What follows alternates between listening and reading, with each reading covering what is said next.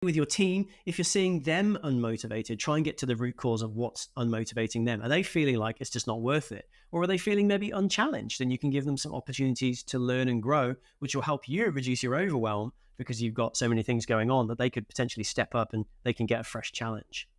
Equally, unmotivation could be because they don't getting any feedback, or they don't feel recognized, or even that you care. And so getting to the root cause of what's their unmotivation can really help. Hello and welcome back to this week's episode of The High Performance Leader, where we're going a little bit deeper on one of the topics that seems to keep coming up in conversations here, there, and everywhere while we're working with teams all over the world. Now, last time in our solo episode, we talked all about the habits that might be keeping you stuck in that cycle of burnout. And it was so interesting, some of the comments that came back around the realization that maybe I was just stressed out, or I didn't realize I was burned out, and some of the things you said made me think I was. And so this week, what I thought we would do is just talk through what are the signs and symptoms of burnout, so you can differentiate that from being tired out, stressed out, and worn out. And what are some of the things that also you can look for in your team and do to help yourself and them overcome that scourge of burnout, the cycle, the whirlpool that you can get into that can feel like it's really difficult to get out of. And to make it nice and easy, we've just used 5 signs and symptoms that you can look out for. And to make them even easier to remember, they are the vowels, A, E, I, O, and U. So we're going to work through them one by one and just give you a little bit of a dip toe in the water to what that might look like. Now, as we know, and we've talked about many times, one of the things that probably everybody on this podcast is looking for is high performance tips, high performance insights, because you want to be a high performance leader. But imagine if you were trying to run a race and you kept on training, but while you were training, you were wearing this heavy jacket made with lead, or you were carrying and dragging an anchor behind you. That's what some of the things that we see can do to your performance. They drag your performance down, or they slow you down because you've got this anchor that you're trying to drag along with you. And my team's job and myself and what we do when we're facilitating ways of working sessions with leaders and teams all over the world is we help you to get rid of that anchor. We start talking about the habits and the practices and the ways that you're doing things that are not serving you, and some alternatives that can help you to find a new path. So let's look for some of the things now that you might notice in yourself or others that are made up by the A, E, I, O, and U. And they're very simple. First one, A, is all about anxiety. Now, anxiety is where we are in that fear response. It's where we're worrying about the things that might happen. We might be anxious about the things that have happened. Maybe I didn't handle that meeting very well. Maybe I didn't take care of that member of my team very well. Maybe I made a mistake. Or say, worrying about the things that might happen. I'm worried about that meeting. I'm worried about that presentation. I'm worried about this restructure. They can make it really hard to focus and concentrate. And the reason for that is that your brain is essentially going from being a super smart executive to a lizard. We call it wizard brain to lizard brain, because the piece of your brain that manages anxiety is right at the back here. It's a piece of your reptilian brain, hence lizard brain. And it's not very good at being an executive. Whereas the piece of your brain that sits behind your forehead, your prefrontal cortex, is your wizard brain. It's responsible for all that higher function. And unfortunately, when you become anxious, it shuts that piece down. You know, you can probably think back to when you're a kid and the headmaster would say, I need to see you in my office. Or maybe now when your boss says, I need to see you in my office. And that fear that runs through you, the tight stomach, the clammy hands, the dry tongue, you find it hard to speak and focus. That is anxiety kicking in.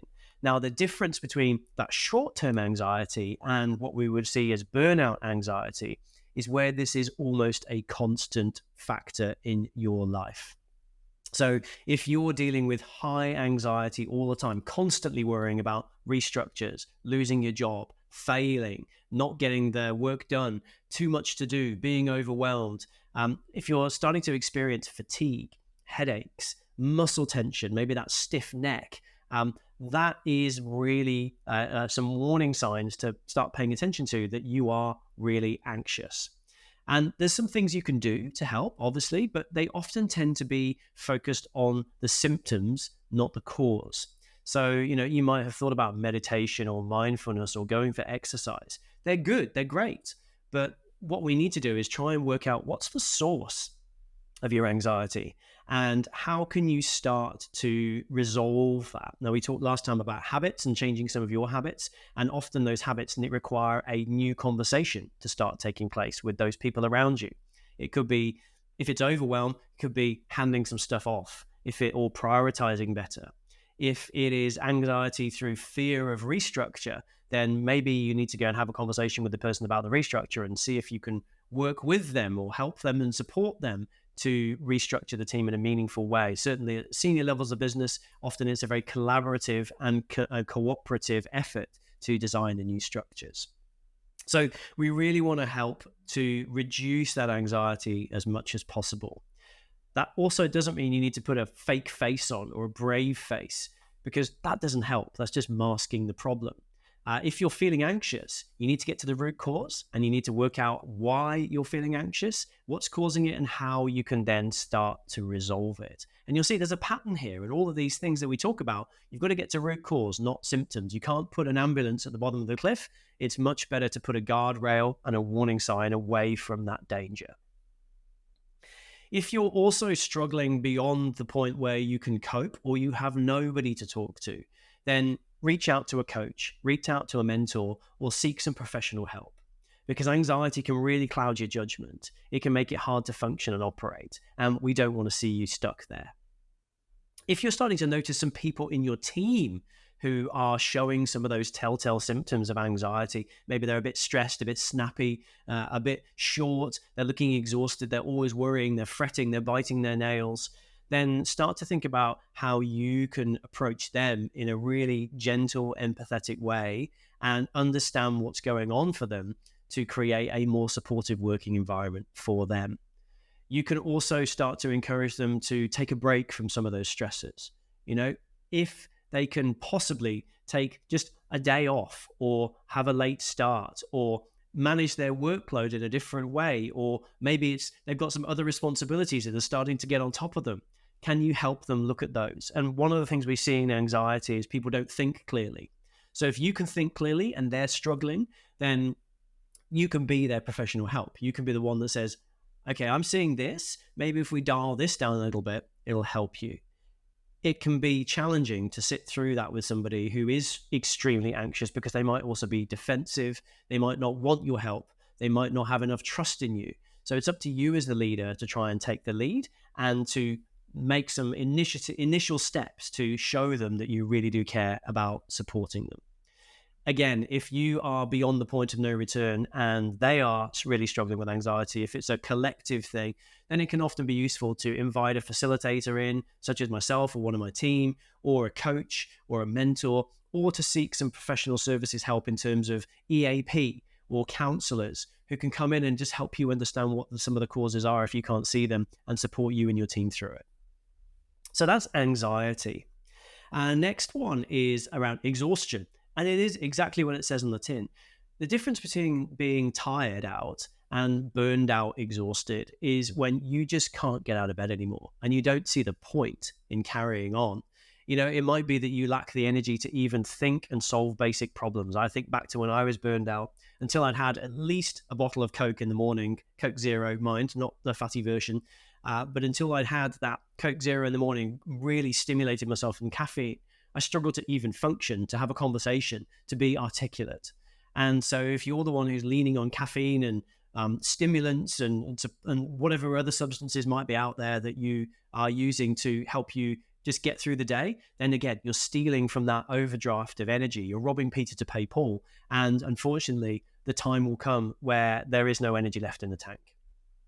This means that you are operating slower than you think you are as well. One of the great pieces of research that we see around productivity is how your productivity drops about every 40 minutes unless you take a recharge break. And so even though you think you might be being productive by working those 6 or 7 or 8 or 12 or 16 straight hours, you're probably not. Now, how do you get away with this when you might have a boss who's overlooking you or paying attention to all the things you're doing? I can't take a break. I can't leave my desk. Well, it's about managing your workload so you do demanding tasks when your energy is high and less demanding tasks when your energy is lower. So maybe it's your admin or your emails or some catch up on expenses is when you're lower energy, and when you're full energy or you're feeling a little bit better, attack the really crunchy, challenging tasks. You've obviously got to try and get enough sleep. That can be really hard when you're busy. I lived on 4 hours sleep for many years, and it took its toll over time. So trying to get that 7 to 8 hours means you need to make some priority calls. Maybe it isn't sitting in front of the TV watching Netflix. Maybe it is sharing with your partner the workload you've got for your caregiver responsibilities, whether that's kids or parents or whoever else might be living with you. Maybe it's not going out of an evening down the pub to try and calm your mind down. There are many things that we do that can make us more exhausted. Alcohol consumption definitely makes you more exhausted. So start to think about how you can manage your workload, how you can manage your sleep. And if you're feeling that constant exhaustion, like I wake up in the morning and I feel like I haven't even slept, then it is worth talking to a medical professional to get some support. Hey there, Jimmy here. Hope you're well. I just wanted to drop into this podcast and let you know that my new book, Beat Burnout, Ignite Performance, the Leader's Playbook for Building a High-Performance Culture, is going to be released very soon. And if you haven't already, head over to my website and grab yourself the first chapter of the book absolutely free. The address you want to go to is beatburnout.jimmyburrows.com/book, and you can download that first free chapter to get you interested and excited about the topic of purpose. And the reason we're giving it away for free is because we think that purpose is the single most important factor for beating burnout, and we want to get it into as many hands as possible. So head over to beatburnout.jimmyburrows.com/book, grab Beat Burnout, Ignite Performance, the Leader's Playbook for Building a High-Performance Culture, and enjoy reading. Equally, your team may be showing some of these signs and symptoms, and so it's up to you as a leader to make sure that their workload is manageable. What can we prioritize, deprioritize? What can we stop doing? What can be pushed out for a quarter? What are the nice to have things versus the must have things? And one of the things we often see with organizations when we go in they are exhausted is because they're trying to do too much, because they believe that everything has to happen now, right now, importantly. And the reality is they achieve very little because they're so tired. So actually focusing down on 1 or 2 or just 3 things for that quarter, big things, is where you can start to recover your energy levels. Encourage your team to get out the office. Encourage them to go for walks. Encourage them to get sunshine. All of those things can make a difference to their energy levels. Encourage them also to be really focused on how they're managing their responsibilities at home. It can be important.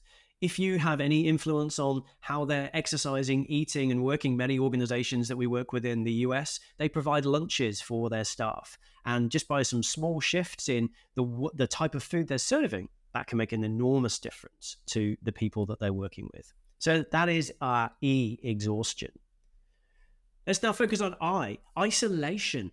In the book, we talk about chapter 3 is all about the idea of connection. Isolation is the opposite to connection. When people feel isolated, they feel anxious. When they're anxious, they can't perform as well. When they feel isolated, maybe they haven't got people around them who they can lean on, trust, can help them solve problems. So they feel like they have to do it all alone. Is that you? Do you feel like you're the only one responsible for all the answers, solving all the problems, making all the difference? If it is, you might be creating yourself into a little island of isolation. And that can also mean that when things get really hard, you've got nobody to lean on to help you. You've got nobody to support your thinking and your emotions. And so you feel even more isolated because nobody cares. And care is a really, really key tipping point for burnout. So how do you overcome that isolation? Well, making time to be connected is critical. You've got to work on your network. And indeed, one of the clients I worked with in the US, very large American retail business, said that the success or failure of their executives was entirely down to their network. It wasn't about the things they were doing on a daily basis. It was who they knew who could help them solve the problems they were working on. And a small network or an isolated leader very rarely was successful, and often they would burn out. So the key to high performance is to build your network of your teammates, your peers, the people above you, people in other business units who can help you solve the more complex problems, because your career will grow to the size of problems you can solve. And having more brains solving the problems is a really good one. Equally, if you're the isolated leader who's doing everything, solving everything, the answer for everything, you've isolated yourself from your team. They won't trust you. They might feel disconnected and disengaged. And that could lead to you having to do more work because you're the only one who can do the work. So if you have a team around you, try and create opportunities to connect people. It could be a morning tea, something as small and insignificant as a morning tea. It could be just going away as a team once a month to talk about the most important things we need to do for next month. It could just be a social event. Whatever you choose to do it within the dynamics and the context of your team, but it can make a real difference to connect people, not positions. So you're not connecting the marketing guy with the IT guy, you're connecting Robert with Colin, and they have lives and they're people outside of their roles, and you want to get to know them and they want to get to know each other. That's how we become less isolated, is knowing people first.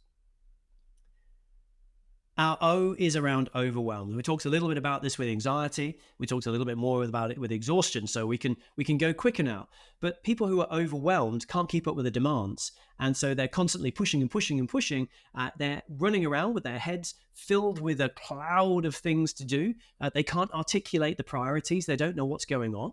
And this can make them super anxious and stressed and frustrated. And again, if you're overwhelmed for too long, you're trying to do too much, that's where you end up heading into burnout. So these overwhelmed people then start to make mistakes because they're cutting corners to try and catch up. They're trying to find the short route. They're missing SOPs. And maybe they're working longer hours, trying to keep themselves on target, but they just get more and more tired.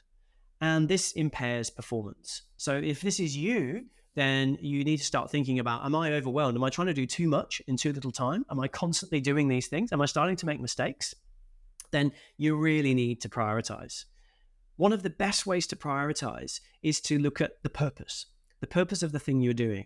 And if you can clearly articulate the purpose, the why are we doing this, and that why lines up to the strategy or the goals or the big pillars that you're working for in the organization, and you have the capacity to do it, and it creates value, then it's something worth doing. But often what we see is, I can't see how it aligns with the goals and the big picture, but I have to do it anyway.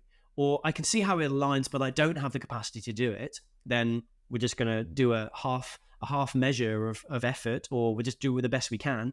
Or I can see how it lines up and I do have the capacity to do it, but it's not going to create any value. Therefore, actually, it's a moot point. Those three decisions can really help you to reduce overwhelm. So starting to think about, how is this contributing to the big picture? Have I got the capacity to do it? And is it creating value?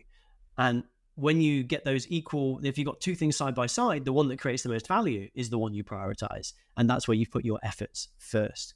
So focusing on the important stuff that's aligned with big picture versus focusing on trivia.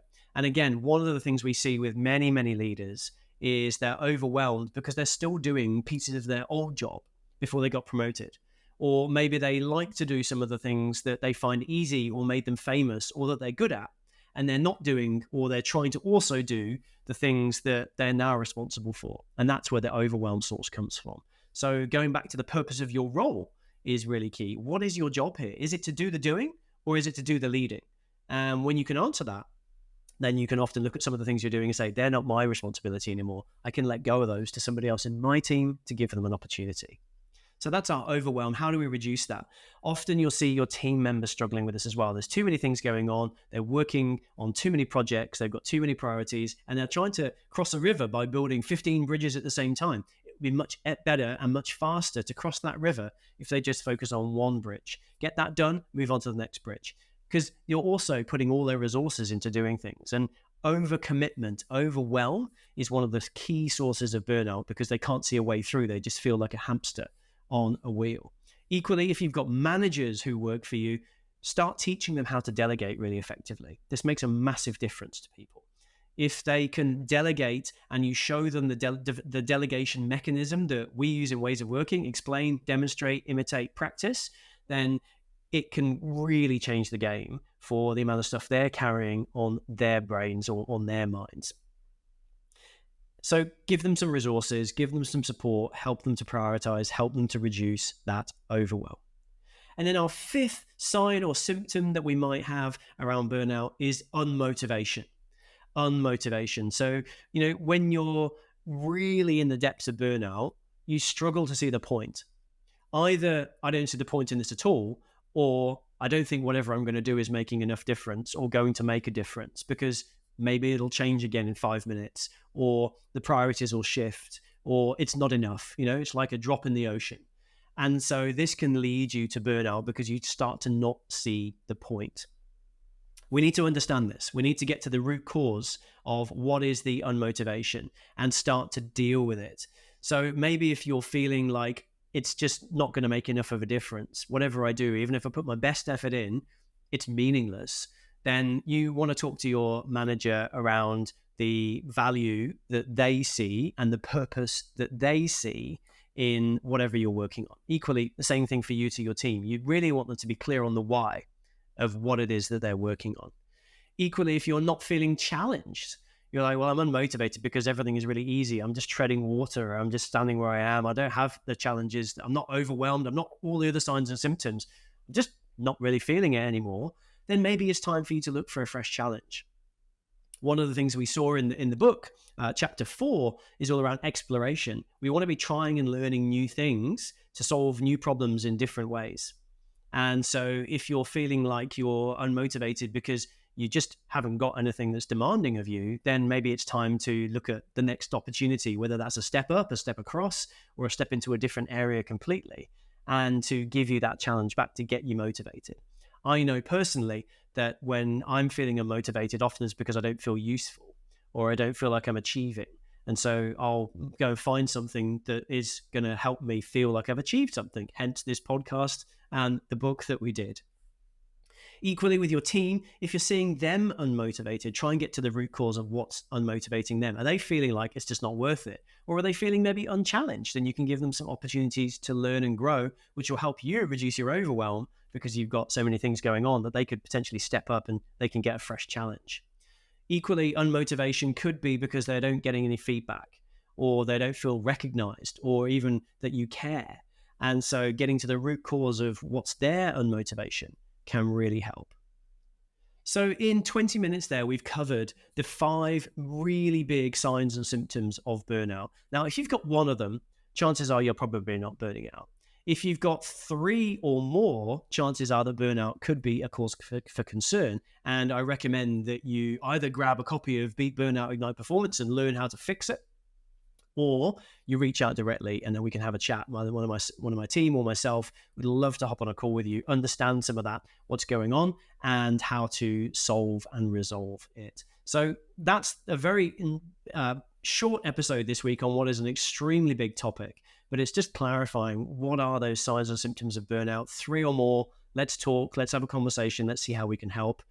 2 or less, then just try and make sure that you're resolving them and make sure that they don't start to spiral out of control. Thanks so much for tuning in. If you enjoyed this episode, please do leave a review. It really helps to bring new listeners to the podcast. We'd really appreciate it. And I'm really enjoying doing these solo episodes. But if you've got a topic you'd like us to talk about, anything to do with beating burnout to gaining high performance, that's where we love to talk about. Please do send recommendations either to jimmy@jimmyburrows.com or operations@jimmyburrows.com to the team, or just drop me a note through LinkedIn. I'd love to hear from you. And we really do want to do the topics that are topical and important to you. Speak soon.